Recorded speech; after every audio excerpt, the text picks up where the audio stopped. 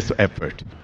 Now, coming to my question, I have a lot of interaction with Muslims because my early childhood and youth was spent among them.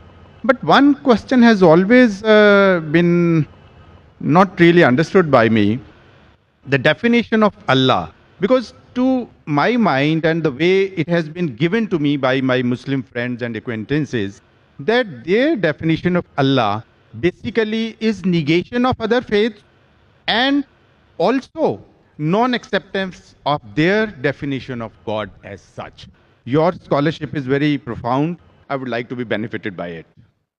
The brother asked a very good question, very important question, that he wants to know one thing which has been always in his mind: what is the definition of Allah in Islam? And the definition also includes many things which is negation, and it contradicts the definition of the other faiths. In fact, in Islam, the definition of Allah says what Allah is and also says what Allah is not. Besides knowing what God is, it is also important to know what God is not. So that if someone falsely claims that so-and-so is God, you can easily come to know this is a false claim. As far as the reply to what is the definition of Allah, the best reply that any Muslim can give you is from the Quran, from Surah Ikhlas, chapter number 112, verse number 1 to 4, which says, Kul huwallahu ahad. Say He is Allah one and only. Allahu samad. Allah, the absolute and eternal. Lam yalid wa lam yulad. He begets not, nor is he begotten. Walam yakul lahu kufuwan ahad. There is nothing like him.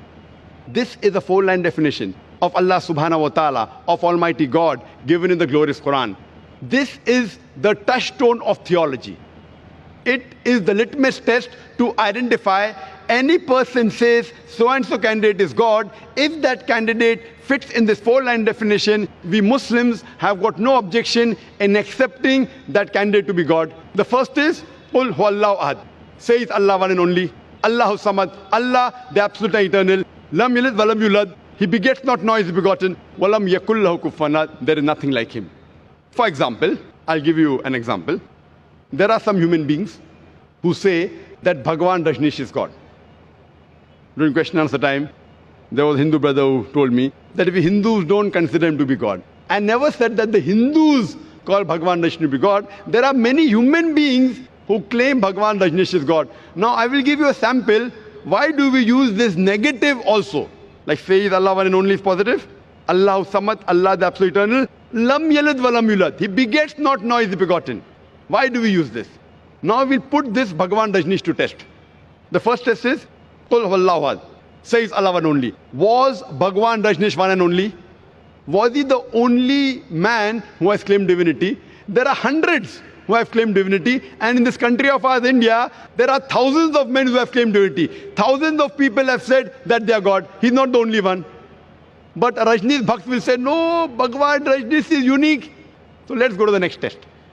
Allahu samad. Allah, the absolute and eternal. Was Rajneesh absolute and eternal?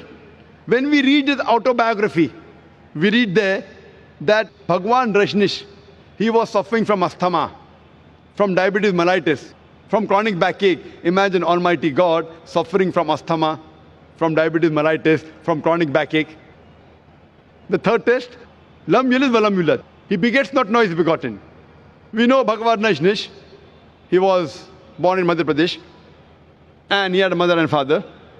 And in 1981, he goes to America and takes thousands of Americans for a ride. And in the state of Oregon, he starts his new center known as Rajneeshpuram. Later on, the American government arrests him and puts him behind bars. Rajneesh alleges that the American government gave me slow poisoning. Imagine Almighty God being slow poisoned. And 1985, the American government kicks him out of the country. He comes back to India and goes back to the city of Pune. And there, he goes and restarts his center, which is today called as Osho Commune.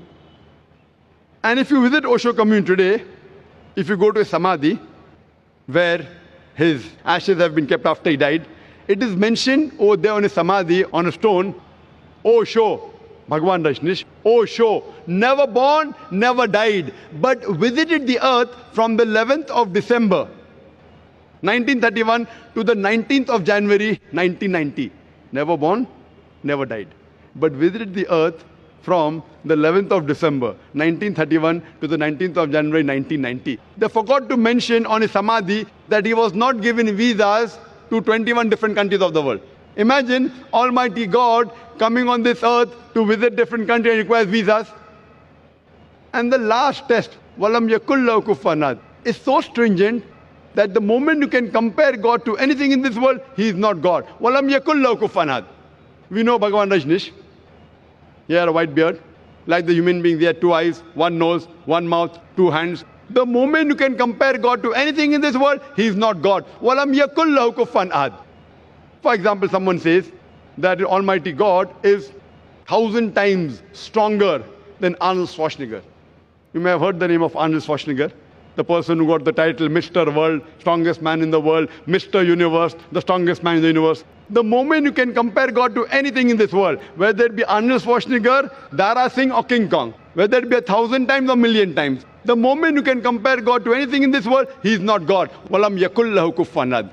So this, brother, is, in short, the concept of Almighty God. As far as the second part of the question is concerned, that why does it contradict with the concept of God in other religions?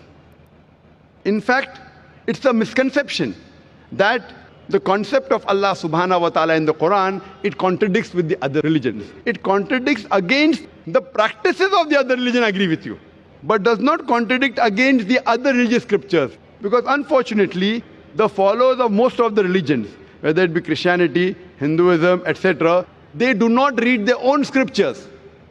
So if we analyze the practices of the non-Muslims, it does contradict. But if you go back to the scripture, if you have to understand the concept of God in any religion, the best is to try and find out what that scripture of that religion has to speak about God.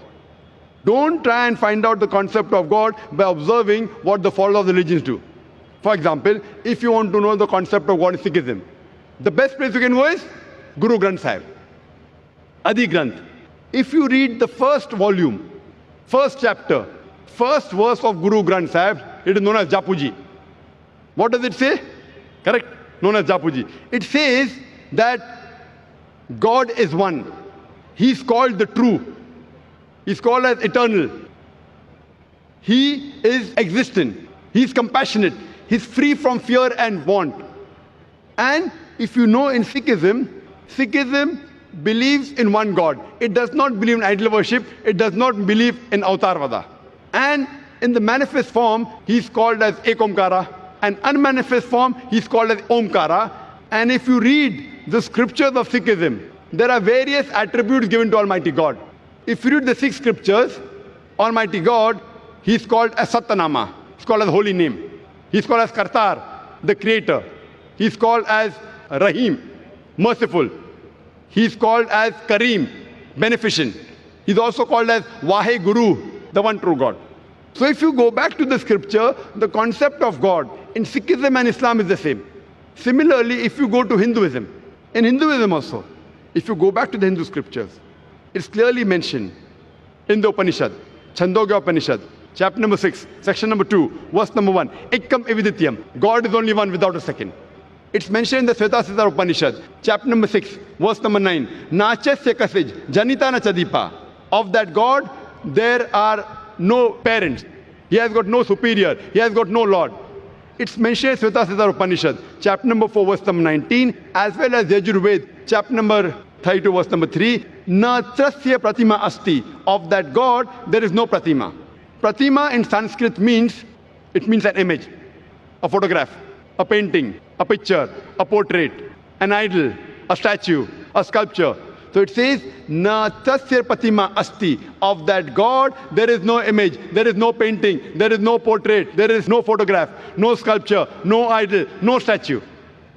But unfortunately, yet you find that Hindus are doing idol worship.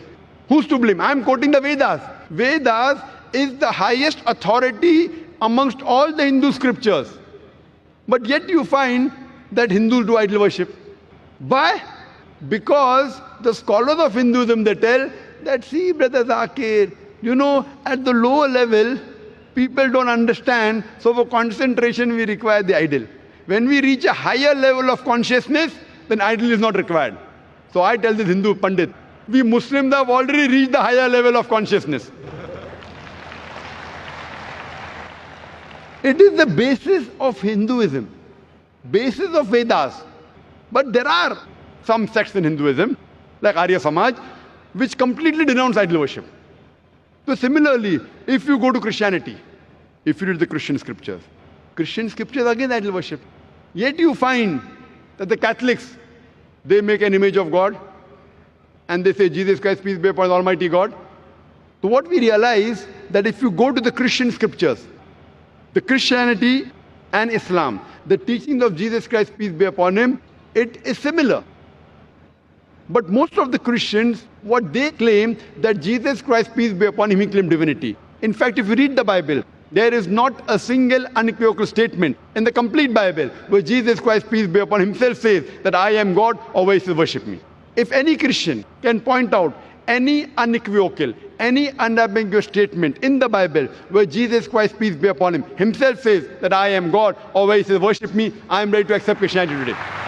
In fact, if you read the Bible, it's clearly mentioned. It's mentioned in Gospel of John, chapter number 14, verse number 28. Jesus Christ, peace be upon him, said, my Father is greater than I. Gospel of John, chapter number 10, verse number 29. My Father is greater than all. Gospel of Matthew, chapter number 12, verse number 28. I cast out devils with the Spirit of God. Gospel of Luke, chapter number 11, verse number 20. I with the finger of God cast out devils. Gospel of John, chapter number 5, verse number 30. I can of my own self do nothing. As I hear, I judge, and my judgment is just. For I seek not my will, but the will of my Father. Anyone who says I seek not my will, the will of Almighty God is a Muslim. So Jesus Christ, peace be upon him, he was a Muslim. He never claimed divinity. And it's clearly mentioned in the book of Acts, chapter number 2, verse number 22. Ye men of Israel, listen to this. Jesus of Nazareth, a man approved of God amongst you by wonders and miracles and signs which God did by him, and you were witness to it. A man approved of God amongst you by wonders and miracles and signs which God did by him, and you were witness to it. So if you read the Bible, even in Judaism and Christianity, they believe in one God who has got no images. It's clearly mentioned in the book of Deuteronomy, chapter number 5, verse number 7 and 9. It says that thou shalt have no other God besides me. Thou shalt not make unto thee any graven image of anything, of any likeness in the heaven above, in the earth beneath, in the water beneath the earth. Thou shalt not bow down to them, nor serve them. For I, thy God, thy Lord, is a jealous God. For more details, you can listen to the talk of my son. Tomorrow my son at 3:45 is going to be a detailed talk. This was just highlights on the same topic, concept of God in major world religions. And you'll find out it is the same. We believe in one God who has got no images, and we worship him alone and no one else. Hope that answers the question. Thank you so much. And you said it for me because the definition of God as it is tallies exactly with Islam, whatever we have in Sikhism,